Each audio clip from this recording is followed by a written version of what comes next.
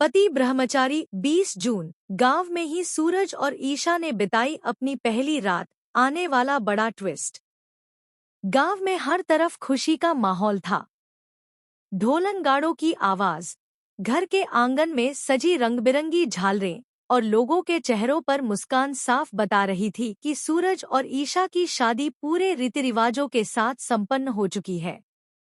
लेकिन किसी को क्या पता था कि इस खुशी के पीछे कई ऐसे राज छिपे हैं जो आने वाले दिनों में पूरे परिवार की जिंदगी बदलने वाले हैं। शादी के बाद जब सभी लोग यह सोच रहे थे कि सूरज और ईशा शहर वापस चले जाएंगे, तभी सूरज ने सबके सामने एक ऐसा फैसला लिया जिसने सभी को हैरान कर दिया। उसने कहा कि वह अपनी पहली रात इसी गांव में अपने परिवार और अपनों के बीच बिताना चाहता है। सूरज की यह बात सुनकर दादी की आंखें खुशी से भर आईं, जबकि कुछ लोग उसके इस फैसले से बिल्कुल भी खुश नहीं थे। ईशा भी सूरज के इस फैसले से थोड़ी हैरान थी।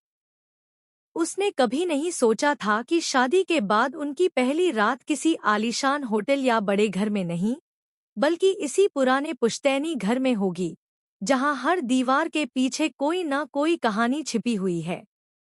रात धीरे धीरे गहराने लगी। पूरे घर को फूलों और दियों से सजाया गया था। कमरे को देखकर ऐसा लग रहा था मानो किसी सपने की दुनिया को सजा दिया गया हो। हर तरफ खुशियों की महक थी, लेकिन इन खुशियों के बीच एक अनजाना डर भी छिपा हुआ था। ईशा कमरे में बैठी सूरज का इंतजार कर रही थी।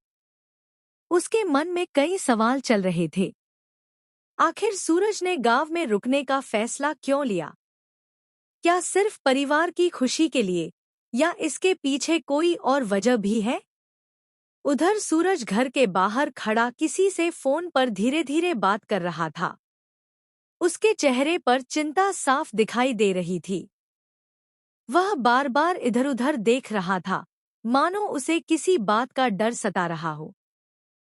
फोन रखते ही सूरज ने गहरी सांस ली और आसमान की तरफ देखने लगा। ऐसा लग रहा था जैसे वह किसी बड़ी परेशानी में फंस चुका है।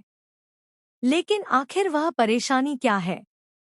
यह बात अभी तक किसी को नहीं पता थी।